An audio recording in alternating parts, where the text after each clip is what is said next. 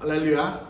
오늘은 이제 우리가 우리 교재 156페이지에서 있는 이제 하나님의 심판 그 단원을 우리가 공부해 보도록 하겠습니다. 우리가 이제 여태까지 이제 셋째 하나를 쭉 공부해 봤지만 오늘 이제 전체적으로 한번 알아보기를 원합니다. 고린도후서 12장 2절에서 4절에 보면 이제 이 하늘의 구조를 성경은 셋째 하늘이라고 이렇게 표시를 하고 있습니다. 그래서 사도 바울이 정말 영혼의 육신과 분리돼서 셋째 하늘, 즉 낙원에 가서 주님으로부터 말할 수 없는 계시를 받고 한 것을 썼어요. 그래서 성경에서는 하늘을 이제 세 단계로 얘기하고 있는데 실제로 우리가 살고 있는 우리 삶을 보면은 정확히 맞아 들어간다는 걸 우리가 이미 알고 있습니다. 이 지구는 대기권, 공기층에 둘러싸여 있고 이 대기권을 벗어나면은 우주라는 스페이스, 공간이 있고, 근데 그 우주의 크기는 너무나 커서 그 바깥에 뭐가 있는지 모르지만은 그 우주가 무한한 공간이 아니란 것은 이미 이제 과학자들이 얘기하고 있기 때문에 뭐가 있는지 알 수는 없지만 유한하다는 거죠. 그 한계가 있다는 것은 그 바깥에 뭐가 있다는 것을 암시하고 있는 것인데 성경은 밝히 얘기하기를 셋째 하늘이 있다는 겁니다. 즉 그 셋째 하늘은 하나님의 나라요 영의 세계였습니다. 근데 하나님께서는 출애굽기 3장 14절에 모세에게 하나님이 당신을 소개하시되 나는 스스로 있는 자리라. 그 영원전부터 스스로 계신 분입니다. 그러니까 하나님 외에는 모든 것이 피조물이라는 것을 깨달으시기 위해서 축원합니다. 우리는 하늘에 계신 우리 아버지 할 때 하늘이 있어야 하나님이 계신 줄 알지만 하늘이 존재하기 전에 이미 하나님은 스스로 계셨다는 것을 성경을 통해서 우리는 알 수가 있죠. 그런데 하나님께서 그 하늘을 왜 지으셨을까? 그거는 히브리서 1장 1절과 2절에 그 아들을 위해서, 하나님의 아들을 위해서 만유의 후사로 세우기 위해서 그것을 지으셨습니다. 그래서 어느 날 셋째 하늘을 지으셨고 거기다 보좌를 두셨으며 그 보좌를 지킬 천사를 지은 것을 성경은 우리에게 얘기하고 있는데 정확히 천사가 언제 지어졌다는 말은 없지만은 욥기서 38장 4절에서 7절을 보면 하나님께서 천지를 지으실 때 이미 하나님의 아들들, 천사들이 있어서 같이 기뻐했다는 내용이 있으므로 봐서 이 천지가 창조되기 전에 이미 천사가 있었다는 것을 우리는 알 수가 있습니다. 그리고 그 천사 중에 하나가 타락함으로써 사단이 되었죠. 근데 하나님은 그 사단을 영원한 결박으로 심판의 날까지 음부에다 가둔 것이 이사야서 14장 12절에서 15절 말씀입니다. 그래서 그 음부에 가두셨고 그 음부의 특징은 유다서 6절에 보면은 바로 흑암이라고 그랬어요. 그리고 하나님께서 시작하신 것이 천지 창조가 땅이 공허하고 정말 흑암이 깊은 데 있는 곳에 하나님께서 천지 우주를 지으신 것을 믿으시기 바랍니다.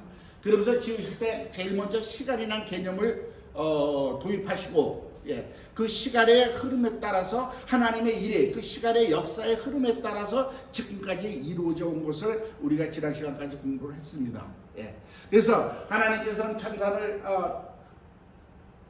인간을 이 지구에다 인간을 지으시고 인간이 마귀의 유혹에 넘어서 타락해서부터 정말 멸망에 이르렀을 때 하나님께서 세상을 이처럼 사랑하사 독생자를 보내셨는데 그 독생자는 바로 하나님 품속에서 독생하신 하나님이다 하고 요한복음 1장 18절에 나와 있죠. 본래 하나님은 본 사람이 없을 때 예수 그리스도를 통해서 하나님을 나타내신 것을 믿으시기 바랍니다. 그래서 제가 말씀드리기를 예수 그리스도는 눈에 보이지 아니하는 하나님이 눈에 보이는 하나님으로 오신 분이다. 이렇게 여러분들이 이해하시면 틀림이 없을 줄로 믿습니다. 그리고 그 예수님께서 오셔가지고 결국은 이 지상에서 천국 복음을 증거하시고 결국은 마지막에 십자가를 지심으로써 그분은 그의 피로 우리의 죄를 사해 주시고 그 십자가의 죽으심으로 부활하시고서 사망의 권세를 깨뜨리고 보좌에 올라가셨습니다. 할렐루야. 그리고 보좌에 올라가셨기 때문에 약속하신 그 보혜사 성령을 보내주셔서 이제는 하나님 예수님께서 하신 그 구속을 완성시켜서 우리에게 구원의 날을 주신 것이 바로 성령 시대, 그 이후에 은혜 시대라는 것을 지난 시간까지 우리가 공부를 했습니다. 아멘. 자, 근데 여기까지는 이미 이제 하나님의 그 모든 일이 이루어진 일입니다. 그런데 이 성경은 하나님이 하실 일을 이미 계시한 예언의 책이라는 것을 여러분들이 잊지 마시길 바랍니다. 예. 창세기부터 예수 그리스도께서 오실 것을 예언했고, 예. 그 다음에 그분이 다시 오실 것을 또 예언한 책이 성경이라는 것을 깨달으시기 바랍니다. 그래서 구약은요 어떻게 보냐면 오실 메시아를 갖다가 예언한 것이고, 신약은 그 메시아가 오셨고, 예. 이를 이루셨고 다시 오실 것을 예언한 책이 신약이라는 것을 깨달으시겠소로 축원합니다. 그래서 우리는 지금 은혜의 시대에 살고 있는 것은 바로 성령님께서 오셔가지고 이 모든 일이 이미 하나님께서 이루신 일을 이미 우리가 경험하고 있는 겁니다. 그 다음에 이제 앞으로 어떠한 일이 일어날지를 또 성경은 우리에게 계시하고 있는 것을 믿으시겠소로 축원합니다. 그래서 우리가 오늘은 그것을 한번 좀 알아보기를 원해요. 아까 이제 그 하늘의 구조에 대해서 얘기했지만 이제 우리가 조금 이해하기 쉽게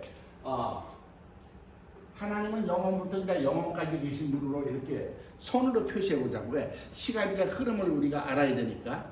그래서 어느 날 하나님께서 이제 셋째 하늘을 지으셨겠죠. 예. 그리고 천사가 타락을 하니까 타락한 천사를 천사의 타락이 있었고, 타락한 천사는 이제 음부에다 가두셨죠. 예. 그리고 어느 날 천지를 창조하셨습니다. 예. 이게 천지 창조. 창세기가 이제 시작이 된 거죠. 그리고 이제 천지 창조하시고 나서도 많은 사건이 있었잖아요. 뭐 노아의 홍수가 있었고, 그다음에 아브라함을 택하셨고, 이 모든 것이 사실은 앞으로 오실 메시아를 위해서 예언한 모형들이라는 것을 우리가 이미 알고 있지 않습니까? 할렐루야. 그래서 그 모든 사건 뒤에 어느 날 예수님이 직접 오셨습니다. 할렐루야. 네. 예수 그리스도께서 오셨고, 네. 그 다음에 예수님께서 그 공생의 기간을 마치신 다음에 결국은 십자가 사건이 있었던 것이 이제 이 말하자면 우리 지구상에서 가장 큰 사건 중에 하나였습니다. 네. 그리고 예수님께서 십자가에서 죽으시고 사흘 만에 부활하시고 승천하셨습니다. 할렐루야. 네. 그것을 여기다 이렇게 보면 예수가 승천하신 것. 네. 그리고 열흘 후에 보혜사 성령이 오신 것이 지난 시간까지 말씀을 드린 거예요. 자, 여기까지는 이제 우리가 과거의 역사로서 다 이루어졌기 때문에 여기에 대한 뭐 다른 이견은 있을 수가 없죠. 그리스도인이면.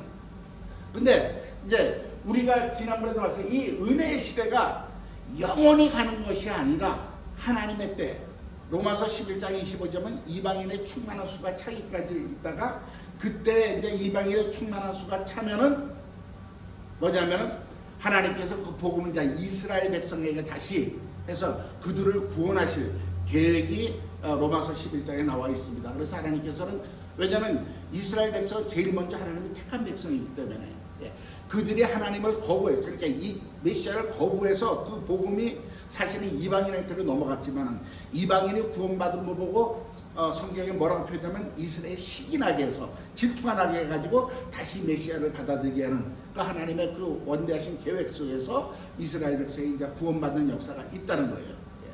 물론 그것이 지금도 이제 진행되고 있다고 봐야겠죠. 그러면은 그 이스라엘 백성들이 구원받은 다음에는 어떠한 사건이 일어났냐?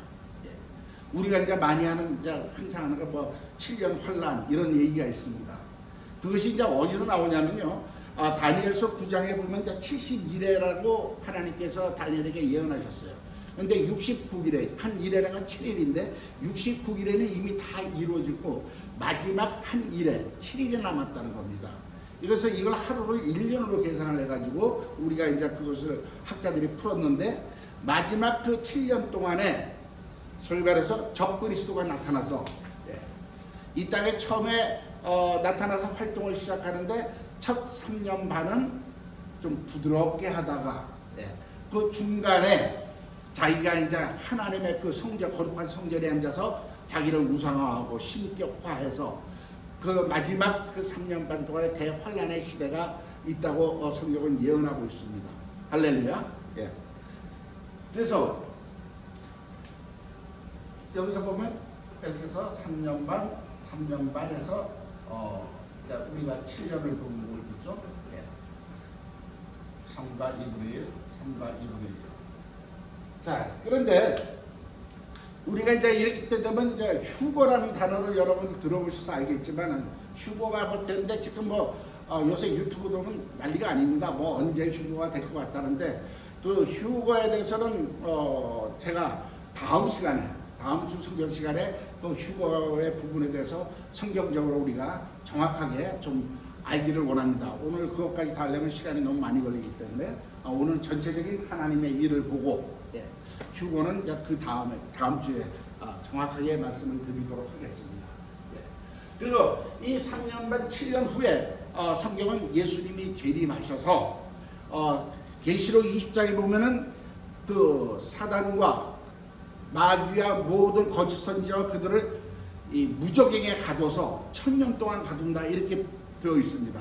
그래서 1000년 동안은 꼼짝 못하고 그 예수님이 다스리는 그 시간이 그 소위 말해서 우리가 말하는 천년왕국 시대가 있다는 것을 성경은 얘기하고 있습니다. 이후부터.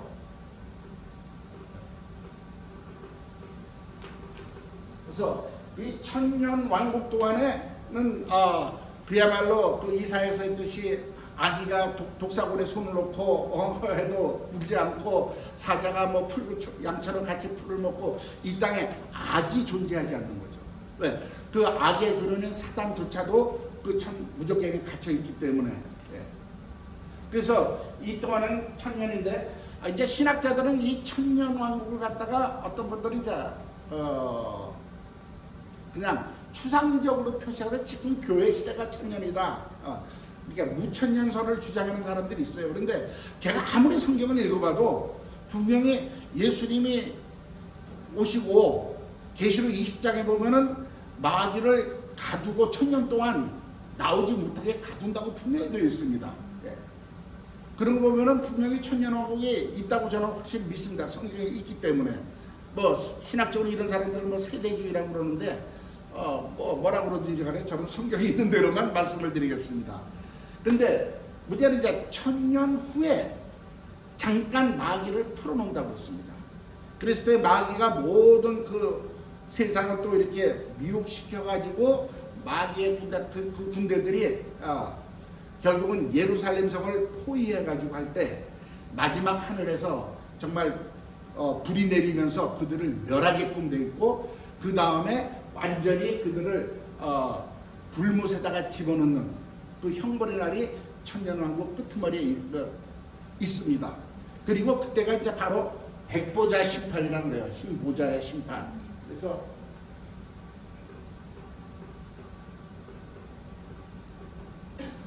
그래서 백보자 심판에서 정말 우리 믿는 사람들은 하나님께서 새하늘과 새 땅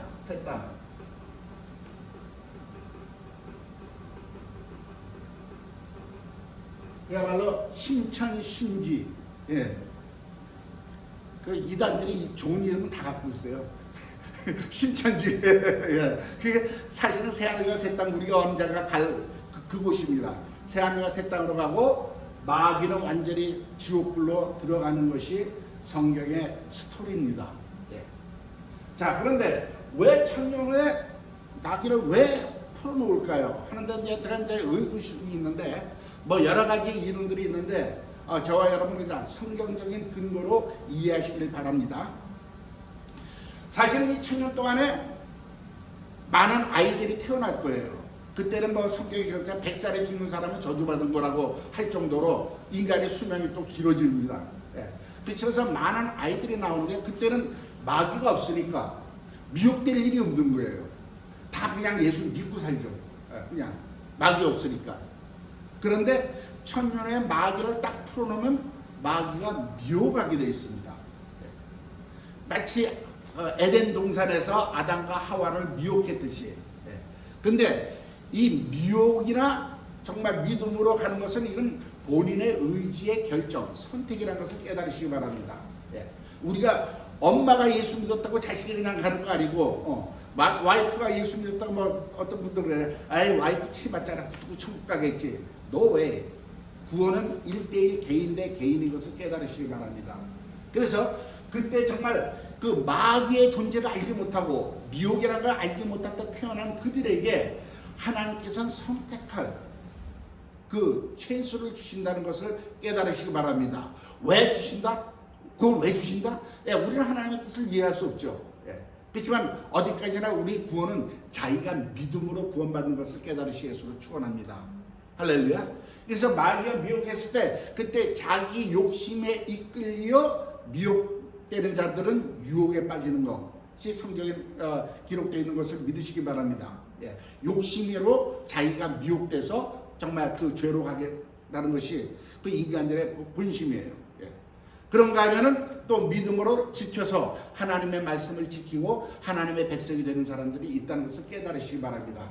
그것을 마지막 그 심판 때 하나님께서 그것을 구별하시기 위해서 그 사단을 잠시 풀어놓고, 그러니까 그들이 온 세상을 미혹해가지고 자기의 군대를 일으키고 예루살렘 성 하나님의 성전을 포위했을 때 하늘에서 불이 내리고 땅에서 지진이 나면서 그들을 멸하시는 것이 성경의 홀스토리인 것을 믿으시기 위해서로 축원합니다. 그러면서 그때 그들은 결국은 음부와 사망과 모든 것이 유황불에 들어가서 타버리고 우리는 그 약속한 새하늘과 새 땅으로 가게 되어 있다는 것이 성경의 시간적인 흐름인 것을 믿으시기 위해서로 축원합니다. 자, 그렇다면요, 우리가 이 셋째 하는 관점에서 보면 어떻게 됐냐면, 예수 그리스도가 십자가를 지시고 부활하시고 보좌에 올라가시고 성령을 보내주셨습니다. 아멘. 그래서 은혜의 시대인데 그때까지 이제 지나다가 분명히 어떤 날 환란의 시대가 있을 거고, 그 다음에 바로 그 환란이 끝나는가 동시에 그 마귀가 천년 동안 무정에게 갇히는 사건이 있고, 천년에 반드시 잠시 풀려서 많은 그 사람들을 미혹해가지고 고가 마음을 미혹해가지고 예루살렘 성을 포위했을 때 하늘에서 불이 내서 마지막 심판이 있고 백보자 심판이 있습니다. 할렐루야. 그때 백보자 심판이 있을 때 마귀랑 성경은 뭐라고 하냐면요, 음부와 바다와 사망과 음부 모든 것이 불못에 사라진다고 그랬습니다. 모든 것이. 거기서 음부란 단어, 계시록 20장을 한번 보시면은 답이 나와 있는데,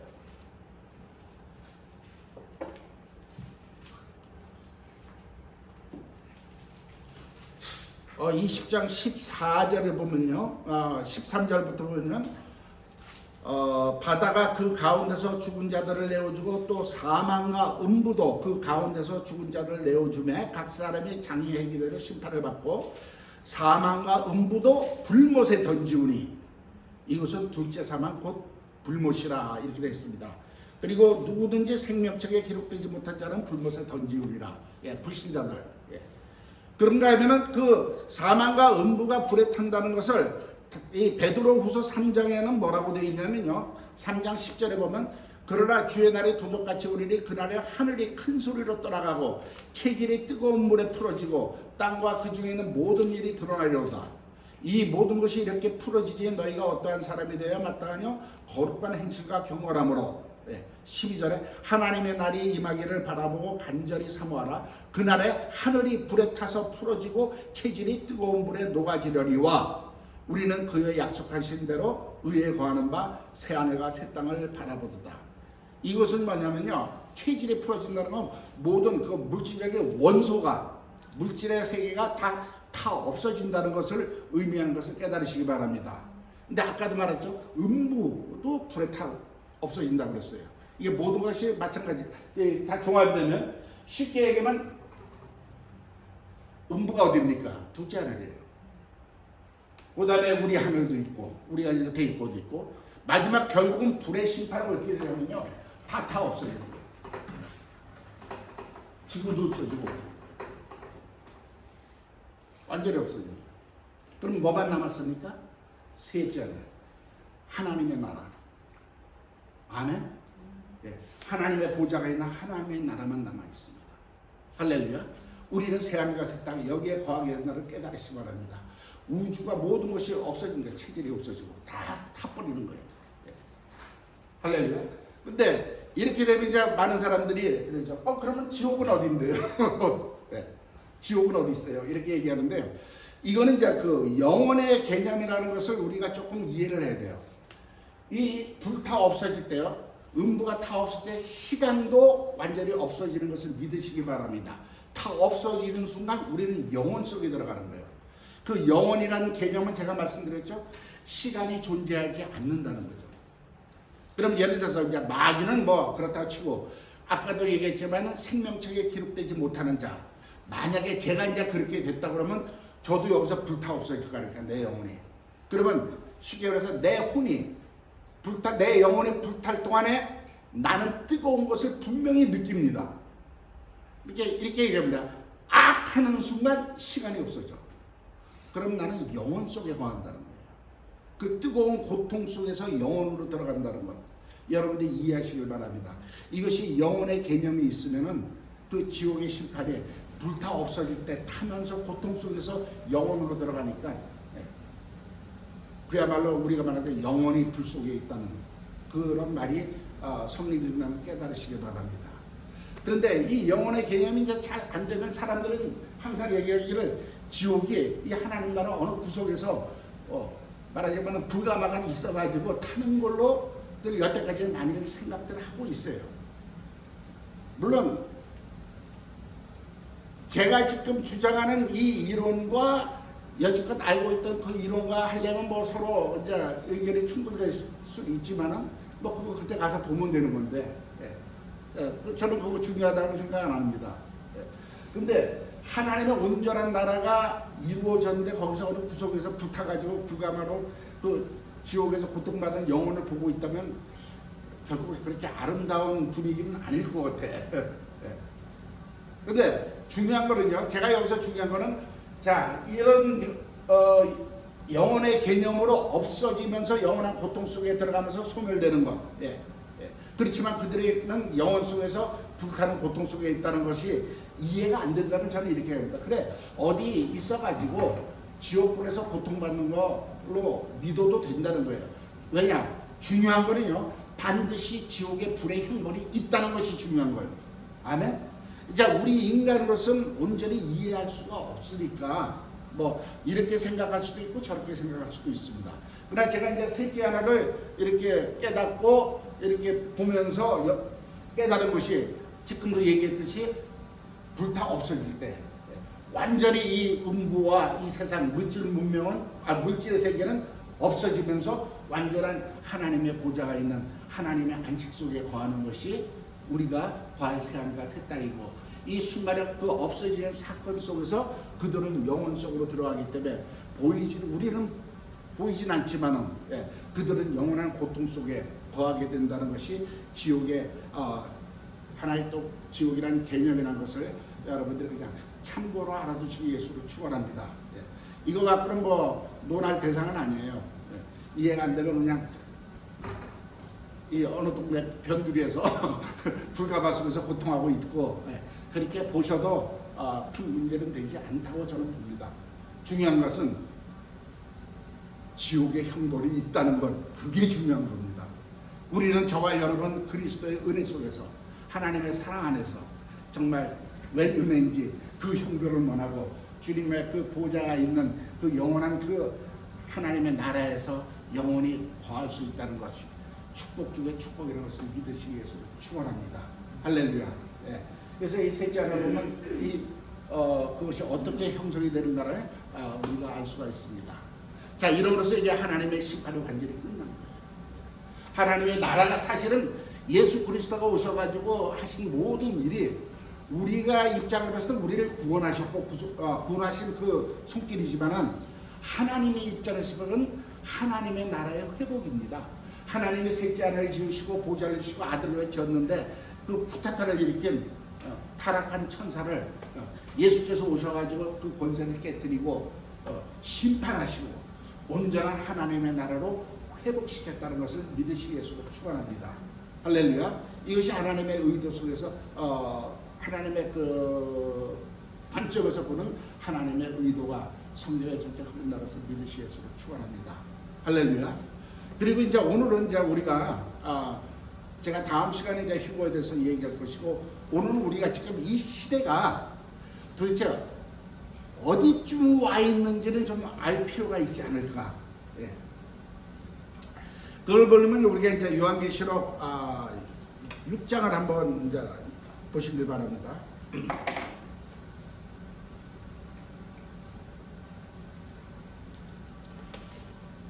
우리는 지금 주님의 은혜 속에서 그냥 마냥 아멘 할렐루야 이렇게 살고 있으니까 그냥 이렇게 살다 갈 것 같아요. 뭐 그렇게 생각하는 사람들 많습니다. 그런데 그 요한계시록 6장에 보면은 그 인치신, 인을 떼는 그 사건이 나옵니다. 일곱 인에 대해서 나오는데, 그 첫째 인을 떼니까 어떻게 나온다면 2절에 보니까 흰 말이 있는데 그가 탄 자가 활을 가졌고 면류관을 받고 나가서 이기고 또 이기려고 하더라, 이렇게 되어 있습니다. 그래서 이 흰 말 탄 사람을 그러니까 환란 전 휴거를 주장하는 사람들, 이렇게 보면은 이 사람들을 이제 적그리스도라고 생각을 해요. 네. 인을 떼는 것이 이미 교회들이 다 들림 맞고 난 다음에 했기 때문에 적그리스도가 나와서 전 3년반은 평화의 어떤 모습으로 이렇게 나오지만 후 3년반은 그야말로 발톱을 드러내고 이빨을 드러내고 이제 그렇게 핍박을 하는 동안에 하나님의 진노가 임한다. 이제 이렇게 보는 것이 또 한 관점입니다. 예. 저도 그렇게 배웠어요.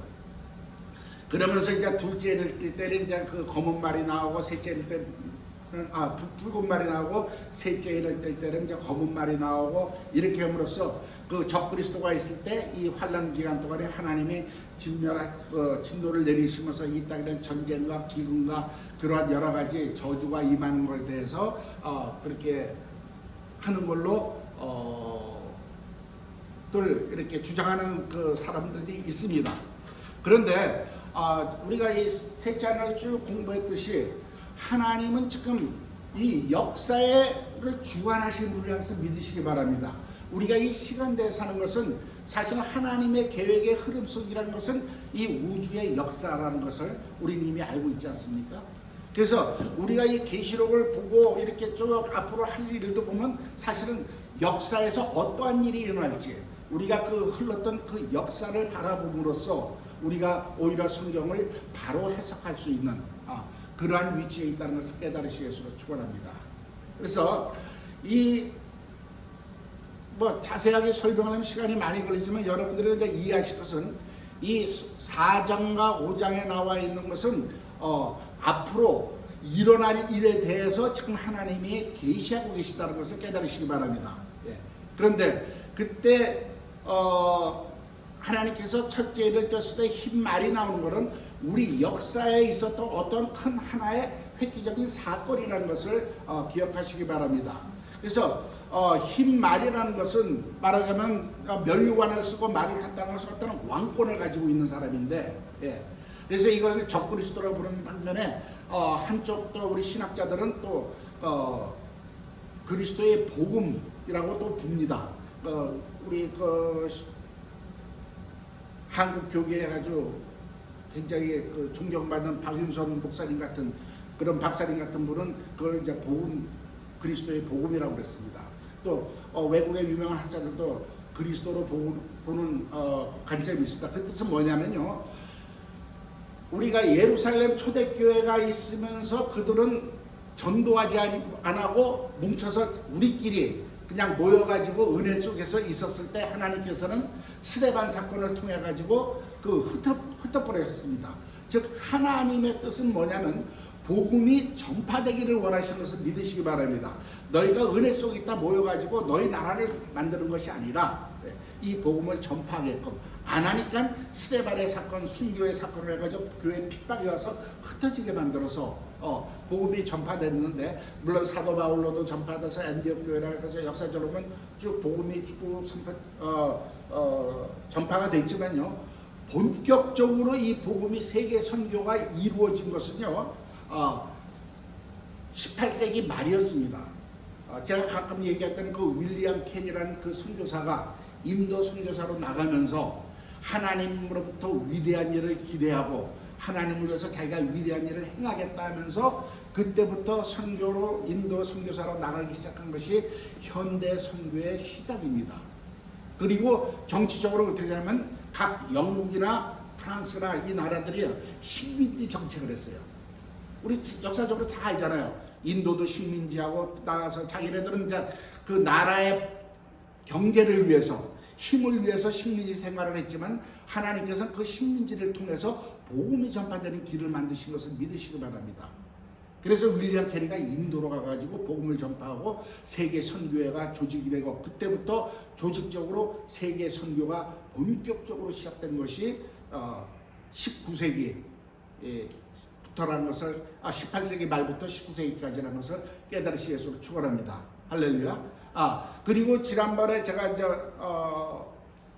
이 교회 처음 한 첫 설교할 때 라오디게아 교회를 얘기했습니다. 현대 교회. 근데 그 앞에 빌라델피아 교회도 그것도 교회 역사적으로 봤을 때 빌라델피아 교회가 바로 선교 시대의 교회라고 말씀을 드린 것을 여러분들이 기억하실 것입니다. 그 시대예요. 네.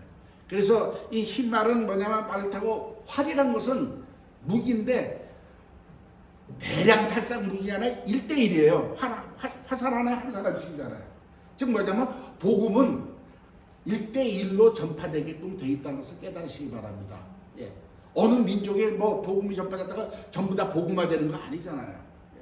개인이 받아들이고 정말 자기가 죄인 걸 깨닫고 받아들였을 때 그 사람이 영혼이 살아나고 복음이 전파되는 걸 깨달으시기 바랍니다. 그래서 보통 이 성경에 보면 무기하면 성령의 검, 칼이나 이렇게 나오는데 여기만 활이라고 되어 있어요. 그리고 이기고 또 이기더라. 즉 이것이 세계 선교의 시작이면서 복음이 전파되는 기간이라는 걸 깨달으시 예수로 축원합니다. 예. 왜냐하면 그때부터 이제 현대 교회의 그 시대가 들어오는 거기 때문에 앞으로 하나님께서 하실 일의 시작이라는 걸 깨달으시기 바랍니다. 그 다음에 이제 둘째 날 때 때니까 붉은 말이 나오더라. 그 탄자가 허락을 받아 땅에서 화평을 제하여 버리며 서로 죽이게 하고 큰 칼을 받았더라. 이게 어떠냐면요. 제가 이제 답부터 말씀드리면 공산주의의 출현입니다. 예. 19세기부터. 예. 2000년 19세기부터 20세기 공산주의의 출현입니다. 왜냐하면 이 러시아 사실은 그때 이게요 여러 가지 물려가 있지만은 그 러시아 정교회 기독교가 무지 타락했습니다. 그 정치가들하고 그냥 해가지고 백성들로부터 세금 먹고 그걸로 하면서 지네들은 복음을 전하는 것이 아니라 교리 싸움을 했어요. 심지어는요 강대상에 그렇게 천을 무슨 색으로 하느냐 놓고 서로 싸움하고 나아가서는 바늘 끝에 천사가 몇 명 서 있을 수 있느냐 갖고도 서로 싸우고 이렇게 하고 있었어요. 그러니까 이 생명의 복음이 전파되는 것이 아니라 교회가 타락하고 있었고 그러자 보니까는 죽어가는 것은 노동자 농민이잖아요. 가난한 사람들. 그래가지고 레닌이 마르크스 주의를 자기가 만들었고 사실상 공산주의 이론을 만들었고 그것이 볼셰비키 혁명으로 해가지고 결국은 공산주의가 탄생하게 됐어요. 그 전에는 이제 식민지 전쟁은 각 나라의 전쟁이었지 다른 나라는 별로 큰 문제가 없었어요. 근데 여러분 알다시피 공산주의 이론이 나면서 이 세상이 어떻게 됐을까? 2년 전쟁이 시작됐잖아요. 반반이 갈라진 거예요. 요새 말하는 좌파냐 우파냐. 사실 우리 대한민국도 거기에 희생자 아니겠어요? 우리가 원하지 않는데 남북으로 뚝 끊어가지고 일본에서 해방됐는데 뚝 끊어가지고 북쪽은 소련이 남쪽은 미국이 나눴단 말이에요. 그러니까 그쪽은 공산주의가 돼버리고 우리는 자유민주주의 속하고 이게 그러면서 결국은 6.25라는 그 비극, 민족의 비극, 형제가 형제를 죽일 수밖에 없는 이 땅에서 화평이 제해져 버린 것이 붉은 말이 나온 겁니다. 그게 공산주의 역사에서 나온 거예요. 우리는 너무나 잘 알고 있지 않습니까? 근데 이제 셋째 예날 때 있을 때 보니까 검은 말이 나오는데 이 공산주의가 영원할 것 같았는데 결국은 어떻게 됐습니까? 20세기에 1970년대 말부터 소련이 무너지기 시작했어요. 거기에 맥도날드하고 코카콜라하고 청바지만 들어가면 그 나라 다 무너져요. 미국이 들어가가지고 결국은 공산주의가 무너지면서 지금 복음이 또 러시아로 들어가고 여러 가지 또 됐는데 사실은 지금 다시 그들이 다시 머리를 들고 있어요. 그래서 좌파란 것이 나오고 우파란 뭐 이렇게 보수냐 진보냐 이렇게 나오면서 지금 우리 미국 정치나 한국 정치에도 사실 골치 아프게 되어 있습니다. 근데 그러면서 이제 셋째를 뗄 때는 이제 거북 말이 나오는데 그 탄자가 손에 저울을 가졌다. 자, 저울은 누가 씁니까? 장사꾼이 쓰는 거예요. 경제적인 용어입니다. 즉 말하자면은 2년 전쟁을 하다가 나중에는 이제 경제전이 붙은 거예요. 나라 돈. 지금도 그러죠. 유로화, 위안화, 달러. 각 나라가 경제로 지금 서로 싸우고 있어요. 중동에서는 오일 많이 갖고 큰 소리 치고 있고. 그런데 그러면서 뭐가 나오냐면은 이 경제전이라면서 극심한 인플레이션이 나오는 거예요. 한 데나리온에 보리석대, 밀 한 대. 즉, 한 데나리온 하루 종일 일해봤자 밀 한 대뿐이 못 산다는 거죠. 이거 극심한 인플레이션 속에 오는 경제 공황의 시대가 온다는 겁니다. 이미 지금 이거는 우리가 알지만 지금 계속 시작되면서 이게 점점 커지고 있다는 거 믿으시기 바랍니다. 이 우리가 계시록을 볼 때요, 여태까지는 이렇게 무자르듯이 요거 딱 하나, 그 다음에 요 사건인데 사실은 보면 볼수록 이것이 전부 다 이렇게 오버랩돼 있어가지고 거기서 같이 어울리면서 이게 지속되면서 이렇게 변하고 있다는 것 여러분들이 깨달으시길 예수로 축원합니다. 할렐루야. 그래서 지금은 경제전이 계속되는 거예요. 그래서 오일 쇼크 오면은 우리 기름값 오르고 뭐 물가 오르고 지금 서로 그렇게 싸우고 있잖아요. 달러가 기축통화해가지고 지금 세계 경제를 주관했는데 유럽에서 유럽 공동체 만들어가지고 유로화 갖고 한번 붙자 했는데 그게 잘 안 되려서 지금 유로화 조금 시끄러우니까 지금 중국이 머리를 들고 지금 자기 위안화로 다 결제하겠다. 컸다 이거죠. 그러면서 지금 우리가 깨달을 수 없는 그 보이지 않는 엄청난 싸움이 지금 되고 있다는 걸 깨달으시기 바랍니다. 꼭 미사일이 날아가야 전쟁이 아니라 지금은 돈 갖고 죽이는 전쟁을 한다고 있다는 걸 깨달으시기 위해서 축원합니다. 할렐루야. 그런데 다음에 넷째를 뗄 때는 넷째 생물의 음성을 들으니까 가로되 오라 이라고 되니까 청황색 말이 나오는데 그 탄자 이름은 사망이니 음부가 그 뒤를 따르더라. 저희가 땅 4분의 1의 권세를 얻어 검과 흉년과 사망과 땅의 짐승으로 죽이더라 그랬습니다. 자, 청황색 말이 뛴다고 그랬습니다. 청황색이라는 것은 어떤 사람은 뭐 녹색이라고도 그러고 그 다음에 파리한 색깔이라고도 그러고 영어 성경에 페일 뭐 여러 가지로 표현되어 있는데 하여튼 좋은 색깔은 아닌 것 같아요. 어떤 뭐 미국 목사님은 그것을 그린이라고 그래가지고 그린 그렇죠. 청색하고 황색하고 섞으면 녹색 나와요. 그래서 뭐 이란이라고 뭐 얘기하는 목사님까지 있는데 그거는 뭐 거기까지 제가 뭐라고 잘 모르겠습니다. 근데 여기에 뭐가 중요하냐면요. 그 탄자의 이름은 사망이니 음부가 그 뒤를 따르리라면 이 사망이나 이 음부라는 것은 영적인 단어입니다.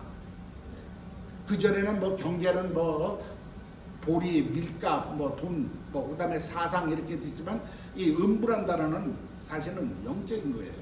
그러니까 사망과 음부가 따른다는 것을 보면요, 어떤 영적인 관계의 전쟁이 일어난다는 건데 다른 말로 쉽게하면 종교전을 얘기합니다. 할로. 네. 근데 저희가 땅 4분의 1의 권세를 얻었다. 그러면 이 전 세계의 4분의 1 정도를 장악하고 있는 그런 어떤 나라가 나와야 되는데 사실 그러니까 개별적인 중국도 그렇지 못하고 인도도 그렇지 못하고 한 나라가 그렇지 못해요. 근데 보니까 무슬림 국가가 지금 50몇 개국이 되는데 그 인구를 따지면요 전 세계 4분의 1의 인구가 된다는 걸 깨달으시기 바랍니다. 결국은 무슬림이 지금 그렇잖아요. 이스라엘에서 지금 전쟁이 붙은 것이 어떻게 보면 지금 무슬림 국가와 정말 하나님의 백성과의 싸움 아니겠습니까? 그리고 알게 모르게 지금 뒤에서 이란에서 뭐 핵을 하고 있다면 미국도 신경 쓰고 지금 알게 모르게 지금 그런 그 전쟁들이 벌어지고 있고, 그다음에 난민들로 무슬림들이 지금 유럽으로 가가지고 유럽 국가가 무슬림화되고 있다는 거 여러분 깨달으시기 바랍니다. 네덜란드가 선교사를 보낸 나라인데요. 거기서 종교 개혁이 일어난 나라인데요. 네덜란드 그 정부의 그 홈페이지 딱 들어가면 홈페이지 그 배경 그림이 뭔지 아십니까? 모스크가 나와요. 네덜란드가 무슬림화 됐다는 겁니다. 미국도 워싱턴 DC에 가면요, 무슬림들이 많은 영향력을 갖고 있습니다. 제가 알기로는 또 거기서는 지금 노방전도 못해요.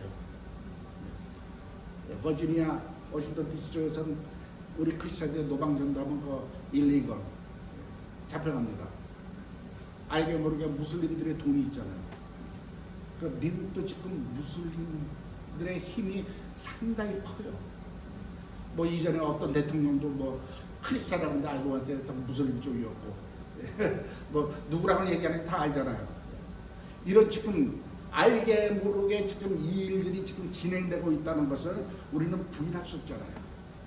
그렇다면 보세요. 우리가 지금 사는 시대가 어느 시대에 살고 있는지 이미 계시록이 열린 것을 믿으시기 위해서 축원합니다. 할렐루야.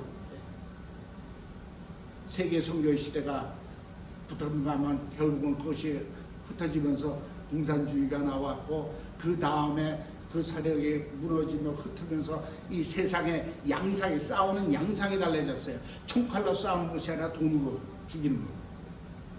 지금 계속 그렇고 치열하게 싸우고 있습니다. 그런가 하면은 지금 무슬림의 종교 영적으로 무슬림들이 지금 전 세계를 지금 퍼져나가면서 자기들의 힘을 지금 자랑하고 있는데, 무슬림은 왜 그러냐면요, 그들도 기다리는 메시아가 있는 거예요. 그 이름은 내가 잊어버렸다. 마로 시작하는데 그들이 그 메시아가 올 걸 기다리고 그걸 계산해가지고 지금 때가 가까웠다고. 그래서 이란의 뭐 혁명수비들이 뭐 그렇게 급진적으로 하는, 그들이 그렇게 하는 이유가 나름 그들이 그렇게 자기네들의 메시아가 와서 모든 악의 축을 멸하고 자기네는 그 말하자면 영원한 복락의 그 시대가 온다고 그들은 믿고 있습니다. 근데 그들이 악의 축이라는 나라가 어디냐면요, 이스라엘하고 미국. 그래서 지금 이렇게 전 세계가 복잡하다는 것을 깨달으시기 위해서 축원합니다. 할렐루야. 그래서 우리가 지금 이미 계시록에 이미 인때는 시대는 이미 벌써 들어왔고, 이제 다섯째 인을 뗄 때는 보니까는 이제 그 순교했던 영혼들이 하나님 앞에 정말 피값을 신원해 달라고 이제 울부짖는 기도하는 내용인데, 하나님께서 뭐라고 말씀하셨습니까? 너희가 잠시 쉬되 저희 동무 종들과 형제들도 자기처럼 죽임을 받아 그 수가 차기까지 하라 하시더라. 즉 앞으로 어떠한 때인지 모르지만요, 순교의 시대가 때가 와서 그 순교의 피가 차기까지, 어느 숫자가 차기까지는 지금 진행 중이라는 것을 지금 암시하고 있습니다. 여기서 그러면서 보니까 여섯째 일을 뗄 때는 큰 지진이 나며 해가 총단같이 검어지고 온 딸이, 자 이것을 어떤 관점으로 보냐면 이게 천재지변이 일어난 거라고 볼 수 있죠. 지금 우리가 주변에서 보고 있습니다. 그리고 마지막에 보면 저기 14절에 하늘이 종이축같이 말린 것 같이 떠나가고 각 산과 섬이 엄청난 이 지구상에 천재지변이 일어나고 뭐 기후로 인해서 또는 뭐 지금 우리가 예상하는 것이 뭐 어떤 행성들이 와가지고 뭐 부딪히려보니 이런 지금 음모론이 많이 나오고 있는데, 뭐 그것까지 우리가 지금 자세히는 알 수 없겠죠. 이러한 일이 일어나고 그 다음에 나팔이 이제 불리게 되면은 결국은 전쟁이 시작된다는 것을 깨달으시 예수로 축원합니다. 이 요한계시록은요, 우리가 정말 좀 이렇게 냉정하게 이해를 하고 들어가야 돼요. 왜냐하면 사도 요한이 2000년 전에 하나님의 계시로 지금 현대 시대를 보여준 거라고 여러분들이 깨달으시기 바랍니다. 그러면요, 그 2000년 전에 쉽게 얘기해서 환상 속에서 탱크를 봤다, 미사일을 봤다, 뭐라고 표현할 수 있을까요? 그 사람들 개념이 없는데. 그러니까 우리가 알지 못하는 이렇게 표현들이 좀 이상하게 많이 나와 있어요. 그러니까 사람들이 이걸 자꾸만 문자로 봐가지고 뭐 이상한 괴물같이 표현을 하고 좀 이렇게 오해하는데, 사실은 현대에 일어날 전쟁을 미리 보고 그 전쟁에 우리가 흔히 말하는 이제 3차 대전이 되고 그것이 아마겟돈에서 끝나지 않을까. 그러면서 하나님의 이제 심판이 임하지 않나, 이제 이렇게 보고 있다는 것을 여러분들이 깨달으시기 바랍니다. 물론 이것이 언제 올지는 nobody know. 저도 지금 여러분에게 종말에 대해서 얘기하고 이렇게 계시록에 대해서 얘기하고 있지만은, 저는 이렇게 어떤 누구만 맞더라 시대적 종말론자가 아니에요. 뭐 언제 예수님 온다는 이거 절대 아닙니다. 단지 우리가 지금 성경적으로 봤을 때 우리가 현재 어떤 시대에 와 있고 우리가 어떤 마음으로 신앙생활을 해야 될지, 이게 중요한 것을 믿으시기 바랍니다. 편안하다, 안전하다, 뭐 이거는 이제 아닌 것 같아요. 우리 이제 앞으로 하나님의 하실 일에 대해서 우리가 정말 거기에 관심을 두고 귀를 기울이면서 우리가 지켜야 할 자리를 지켜야 될 줄로 믿습니다. 앞으로 제가 이제 모르겠습니다. 제가 요한계시록도 조금 더 제가 연구를 하고 공부를 해가지고 여러분들하고 이제 시간 나면 한번 같이 다룰 기회도 있을 줄로 믿습니다. 왜냐하면 여지껏은 우리가 계시록 같은 거는 이제 아직 멀었다 치고 이렇게 그냥 성도님들이 너무 겁먹을까봐 목사님들이 이렇게 쉬쉬했던 책인데, 이제는 우리가 밝히 알아야 될 때가 온 걸 믿으시기 바랍니다.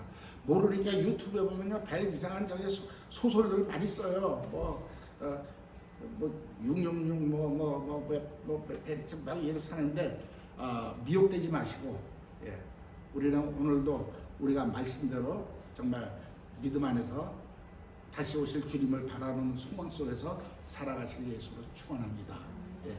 오늘은 이제 하나님의 전체적인 계획에 반해서 여기까지 말씀을 드렸고, 다음 시간에는 제가 이제 많은 사람들이 그렇게 궁금해하는 휴거가 언제 있고 하는데, 저는 그걸 뭐 어떻게 환상적으로 영적으로 깨달은 것이 아니라 성경이 얘기하고 있는 그것을 여러분한테 알려드리기를 원합니다. 내가 무슨 뭐 셋째 하늘 갔다 온 것도 아니고, 내가 알아봐야 얼마나 알겠습니까? 그러나 성경은 분명히 얘기하고 있다는 것을 믿으시기 위해서 축원합니다. 할렐루야. 오늘 여기까지 하도록 하겠습니다. 기도하겠습니다.